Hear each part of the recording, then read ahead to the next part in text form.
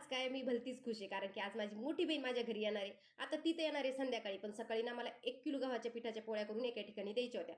आता पोळ्या तर द्यायच्याच आहे, पण त्या अगोदर नवरोबाचा डब्बा बनवायचा होता, कारण की आता आमची रविवार जरी असला तरी सुट्टी-गिट्टी काही नसते. डब्बा तर द्यावाच लागतो, कंपल्सरी डब्बा असतो. त्यांचा डब्बा झाल्याच्या नंतर म्हणलं चला आपण आता आपल्या कामाला लागूया.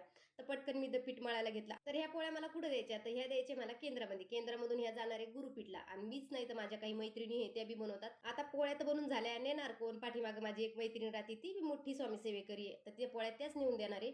तिच्याकडे पोळ्या दिल्या, घरी येऊन माझी तारक मंत्राची सेवा होती ती करून घेतली, पूजा करून घेतली आणि जे तारक मंत्राचं पाणी असतं ना ते माझ्या पिल्यांना दिलं.